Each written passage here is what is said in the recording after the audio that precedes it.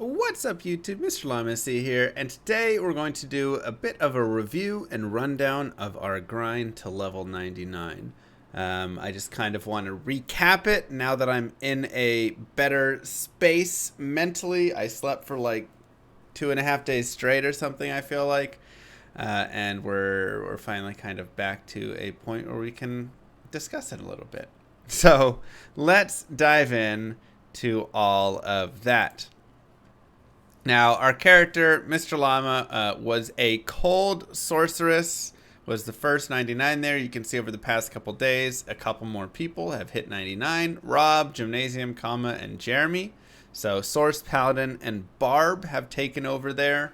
We have a Necro close, an Amazon close, a Druid close. I mean, they're still like 220 million away, but that's, close-ish. But assassins are by far and away like the worst. It looks like they are all far away from this. Man, that seems rough. Seems like for an assassin, you're really gonna have to run with somebody who can kill. So have like a cold source or something next to an assassin, and you both kill at the same time, something along those lines. But anyways, let me make a game really fast and discuss a little bit of what we have, where we're at, all of this. So here is my current setup. Let me actually swap around this just so I get back to what I pretty much had on.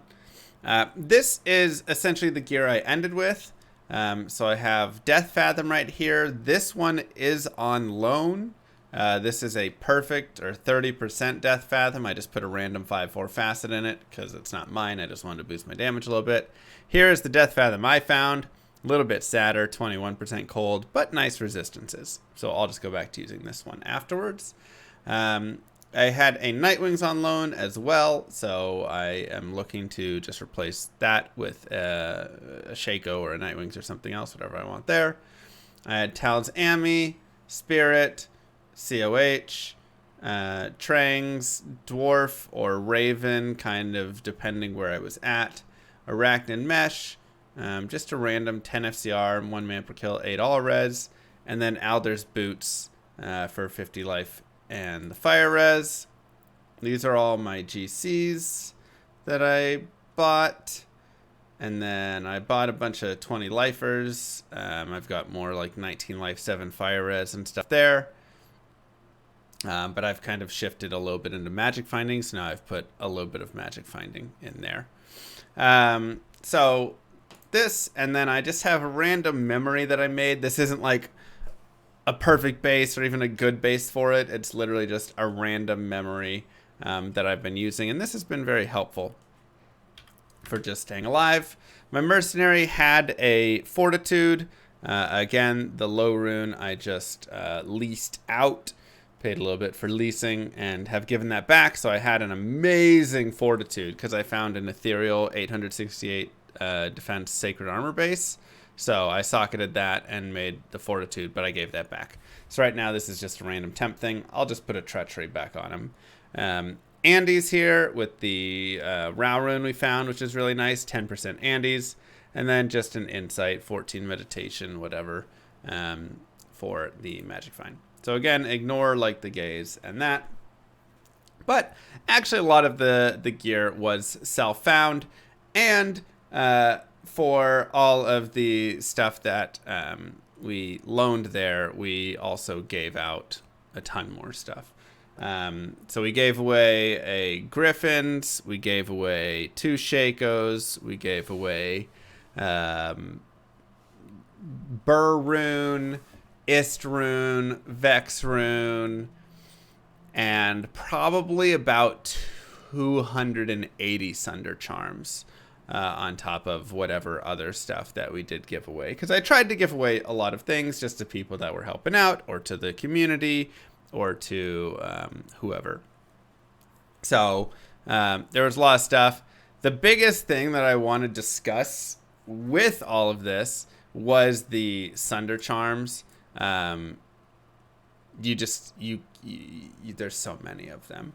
I found probably roughly three of these an hour, It depended the area. Some of them would be like 4 or 5 an hour. While I was doing this was on players 8. So I think the drop rate for it when you really boost up into the players 8 versus players 1 is just significantly different. Because a lot of people are like, I've been on players 1. I've killed, for 6 hours and haven't found a single one. Now, my kill speed was probably a lot faster than their kill speed, and I was on P8. But 3 of these an hour was pretty crazy, and just is pretty crazy. Because, again, over the course of 100 hours or whatever, that's 300 Sunder Charms. And so, like I said, we just were finding these all over the place. This wasn't even, a lot of people were talking about like how at the beginning Blizzard accidentally coded it wrong so that you could always get one if you used find item with Barbarian. And I think my group got like 12 or 14 from that, maybe. And then we gave them away, and then it didn't even matter because immediately afterwards it was just Sunder Charms nonstop. Like, you didn't even need to use find item or anything, because they just drop all the time. So they're just all over, and I just have to keep giving them away. I think these should be dropped. Like, change the drop rate, lower it on the high player account, maybe is just the way to go, or something. I don't know. It's crazy. Anyways, let's take a time out, Hunter. So let's discuss the actual time that it took for all of the stuff. So there was a server DDoS at one point.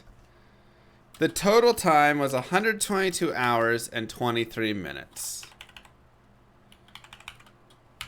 This included about 33 hours of sleep.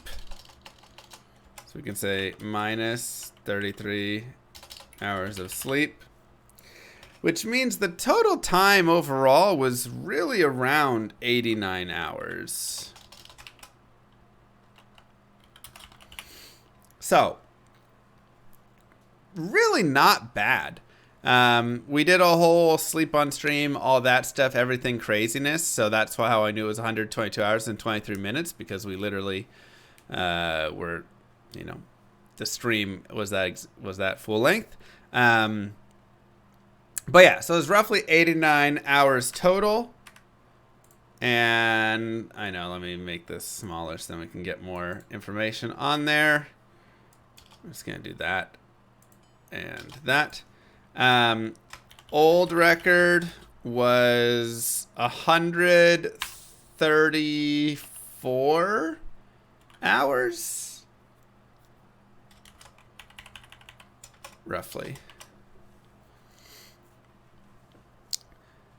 I believe something along those lines.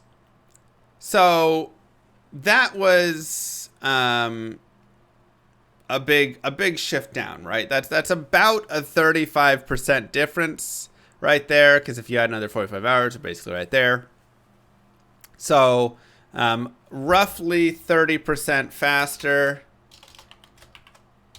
equals roughly 33% faster. And this time was just saved from the terror zones. Now, I also believe we can go faster because there is also some question, some idea around how to do this, right? So we just thought saving the Hell Bale and Hell Ancients quest for 99 or 98, whatever, would be good. However, once we hit level 94, we went ahead and just did our Ancients because, one, missing out on Worldstone Keep as a terror zone is just too painful and not worth the time, it feels like, since you'll get multiple of them along the way. But additionally, Bale runs seem to actually be better experience from like 84 to 94, right? It didn't feel like actually jumping off to the terror zones gained more experience until maybe level 93 or 94 is maybe when it started to seem like that would actually be better. So my thought was, okay, we could definitely shave off some hours here by just going and doing Bale earlier and prior to that, and then jumping into doing all of this, right? So I think there is a way that it can be a little bit faster even. However, this is still pretty fast at 89 hours total. Now, again, those are pretty optimized hours with the exception of the earlier terror zones we were doing. But that's okay, right?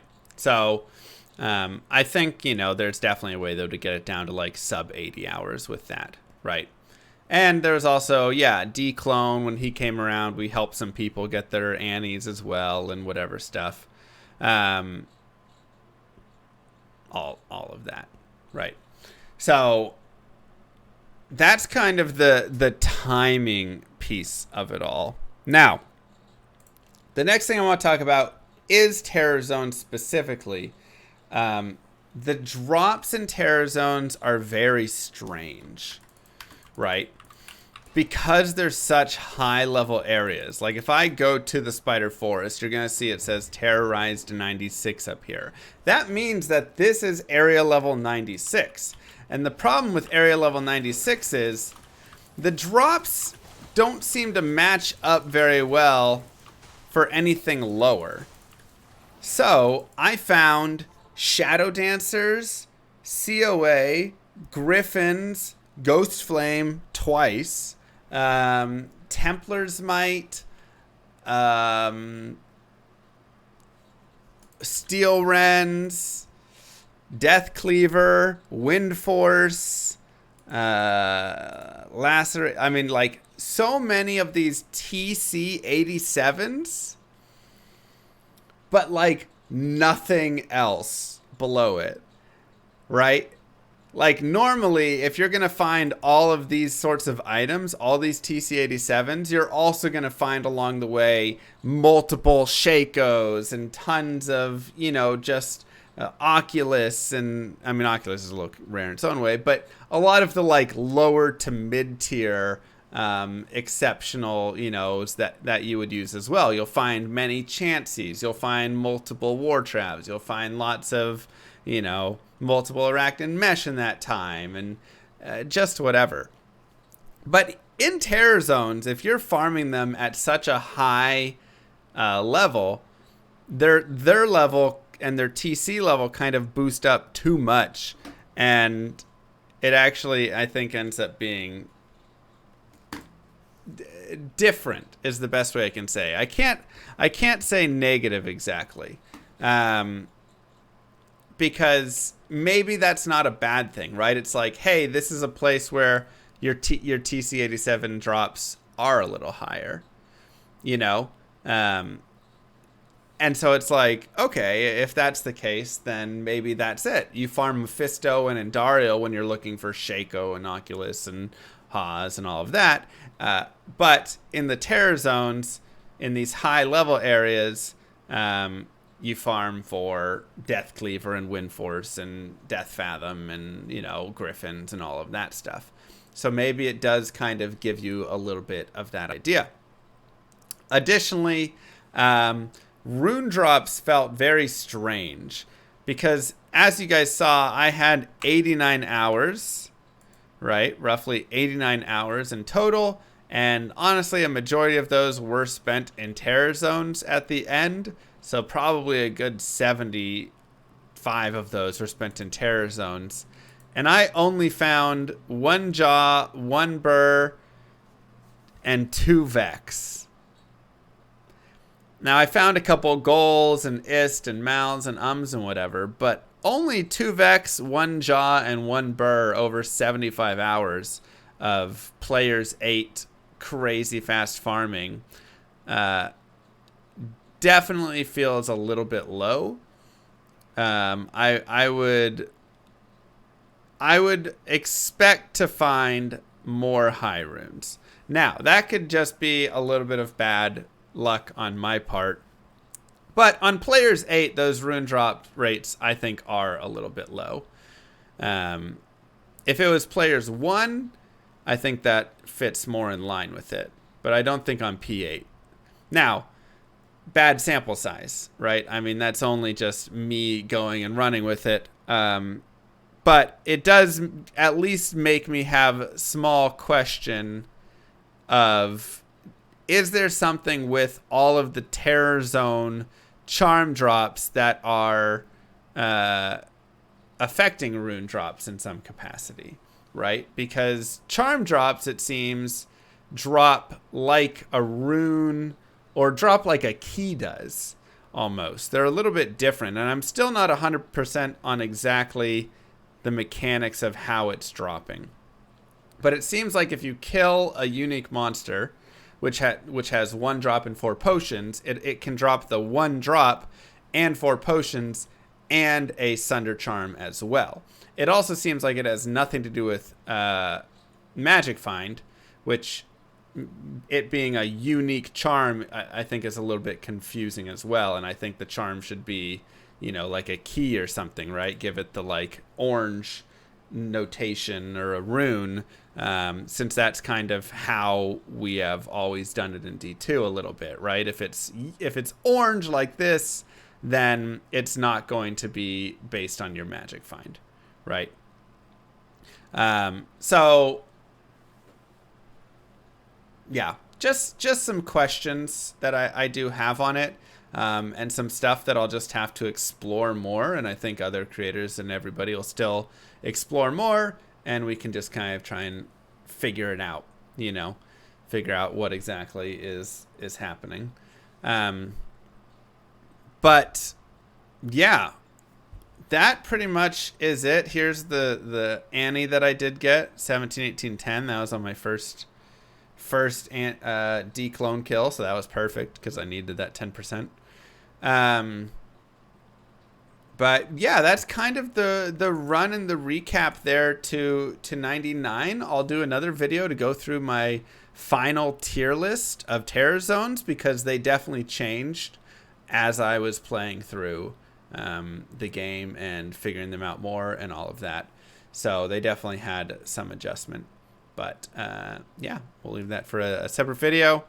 Don't forget to like and subscribe, YouTube. I hope you enjoyed this, everybody. Peace.